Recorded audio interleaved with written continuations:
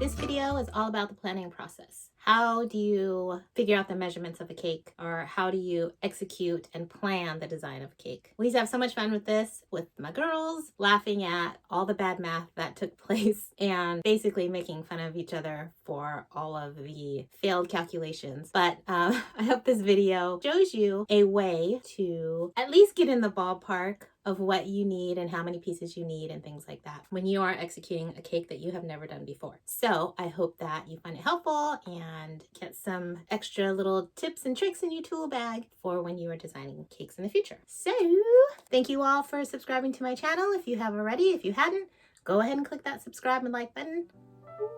Okay. Alright, so this tutorial is going to be a little bit different in the sense that I'm just sort of taking you along with me on my process journey of figuring a cake out. So this is just an expansion of last week's tutorial. I just decided I wanted to try a different design. So I have this big, it's actually a triple barrel cake. I've already fondanted it. It is 10 inches tall or so. Can you see that? So let's bring you down here. So basically, if you don't have graph paper, you should get some because it's great for working things out like this. So since this is 10 inches tall and it's a 4-inch cake, I'm just going to draw a shape that equals that. So 4 squares across, since it's a 4-inch cake, and 10 squares tall, each square representing an inch. So this represents my cake. So basically, I know the design I have in my head. I want this to use those sort of slat pieces that I used last week, but just different kinds. So I know that I want this tall cake to basically be divided into somewhat even thirds, and I want the bottom to appear smaller than the top. So I know my cake is about 10 inches tall, so I'm just going to indicate that there. And since I want it about split into thirds, the closest I can get is 3 1/3 technically would be splitting this in 3. But I want the top of my design to come a little over the top. So I'm just going to say if I split each one into 3 1/2, that would give me 1, 2, 3 1/2 inches for the first level. Here's the 1/2 inch, so half, 1, 2, 3 1/2 for the second level. That would leave me 3 on top, and then I can go over the top edge a little bit. And so I know the pieces I need to cut out for the bottom 2 parts of the design are going to be 3 1/2 inches tall, and then I will work this out in a bit. So then using my drawing, I'm just going to rough sketch what I want it to look like. Here's the halfway mark. Now this is going to require some math on my part. So I'm wanting each tier to be sort of like almost like a globe shape. So if I cut out these rounded pieces, it's going to give me that once I put them all around.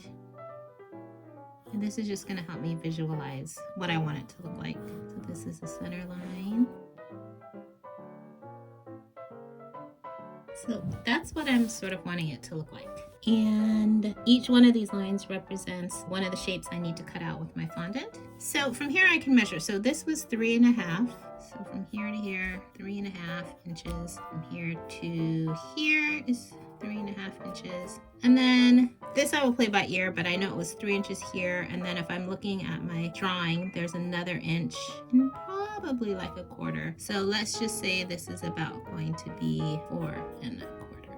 And that's what's so great about the graph paper, using each square to represent an inch. It's going to help you out a lot. And I've got some scrap cardstock here that I'm going to use. So what else is helpful is my handy dandy OmniGrid that I love so much. And I also have this template.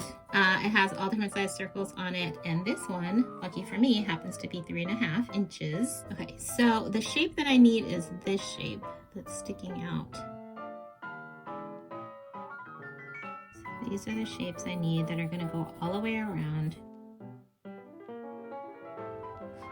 So I've got this 3 1/2 inch circle. If you don't have one of these, you can just use a compass or print out a 3 1/2 inch circle. But this is also great. It has the center lines here. So let's just divide this into... Okay, so this is the 2 I'm going to need for my bottom 2 shapes. Okay, so here's what I know. I want to keep this distance because this is the 3.5 height that I need, but I want one of these shapes to be more shallow than the next. So this is where my non-precise nature comes in. And I am just going to say, okay, well, I want one to be not sticking out as far as the whole circle. So I'm just going to use the shape here. And the second one needs to stick out a little farther than that one. So let's say to about here. And this is how my brain works. Now, why did I draw this outside circle? It just gives me a visual guide to sort of follow this line around. What you're gonna wanna do is cover these in packing tape and then cut them out for your use as a stencil. Try not to get any creases because you don't want it to make dents on your fondant. And now you've got a laminated stencil. Okay, so I've got these two stencils made. This one's going to be the trickiest, but I know that it needs to be about 4 1/4 inches tall. So, and then I know that it was about 3 inches from here to here. So let's mark that off. And the last thing I know is that this is a 4-inch cake. So if I want this shape to meet somewhere in the middle, that it's got to be about 2 inches of a cut here. The cake is bigger than 4 inches in circumference now because, you know, it's been frosted and it has the thin layer of fondant, but that's okay. It's okay to have a gap in the middle, probably because not all the pieces will have enough room to meet up in the center, so it's probably good to have a bit of a gap. So I'm just going to make it 2 inches this part of the lip. So let's just start from, let's make a straight line down. It's so easy to get right angles with this. We're not going to use any of this part. Okay, so then I need to measure 2 inches in. And that will be here. I don't have a 4-inch circle on my little template here. Let's mark where the center point is. So I have 4 1/4, so 2 1/8 would be the center. This is requiring lots of math. But 2 1/8 would be half of 4 1/4.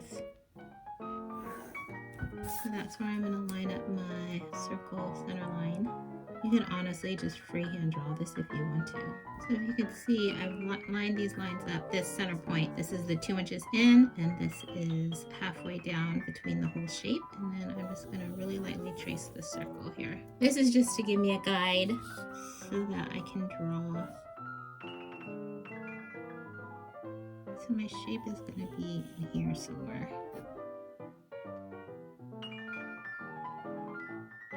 I'm just going to round this corner a little bit because the cake is not super sharp right in there. It's a little bit rounded at the top. So you can see this shape mimics this shape, which is all I'm going for. All right, so same thing. I'm going to laminate it and cut it out. Now I've got all 3 of my shapes, and am I aware that that's probably confusing as hell? Yeah.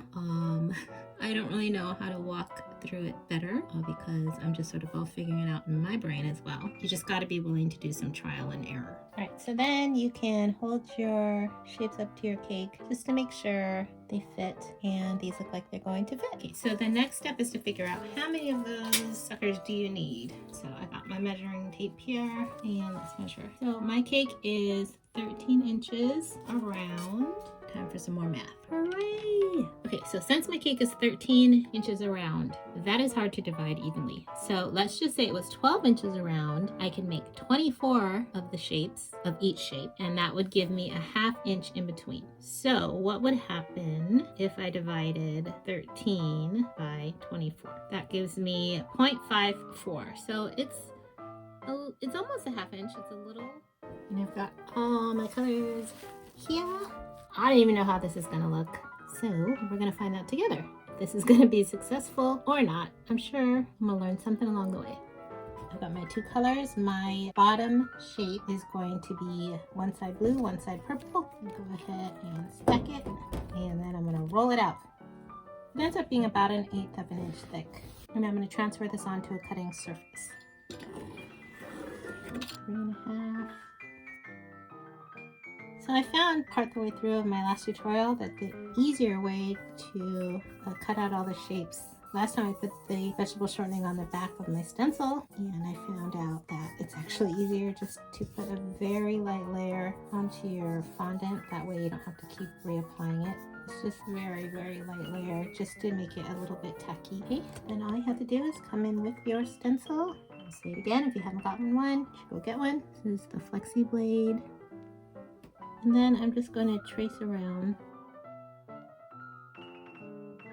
Then the next step I would do is I would just use my Flexi Blade, wonderful, wonderful tool, bend it. Now the reason why I didn't just do that with the stencil on is because it tends to move the stencil around. It's easier that way. You have your double-sided shape. Okay, so as it turned out, I only was able to get 22 of these big red and orange pieces out of the fondant I had, which I will be fine. It'll be just like last week's where they are 2/3 of an inch apart, because 13 divided by 22 is 0.59, which is 2/3 of an inch. So I'm just gonna mark around every 2/3 of an inch on my cake. So I'm actually going to start on the top, marking the 2/3, just because if there's going to be a gap, I would rather there be a gap at the bottom of my cake. So I'm going to place the top pieces first and then line the rest up from there. Okay, I've got some black royal icing here. It's pretty loose in consistency, as you can see. And the reason I'm choosing to adhere my shapes on with black royal icing is because I can use it to fill some of the gaps where the shapes will touch the cake. So I'm just going to apply some on the edge with my small offset spatula. All my shapes are pretty firm, but they're not totally rock hard yet, but it might be better if they were, but I just want to get them on the cake. So then you're going to check just to make sure that it's lined up nice and straight. Now I just have a bowl of water and I'm dipping one of my brushes into it, and I'm just going to run it along the edge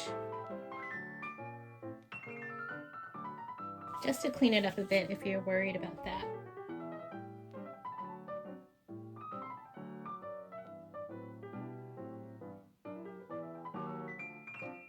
Okay, a little fact about myself. So it'll probably be much easier, I'm thinking about it, to just pipe it on with a really small tip. Just put a little line of royal icing all along the edge of your shape. But I like to suffer, and I'm just too lazy to go get a piping bag. So I'm just gonna keep on this way. Now it's time for the second one. So I'm just going to attach them straight underneath all of these. And now for my last row. You might have to trim some of these to make them fit. Just make sure you use a really sharp blade.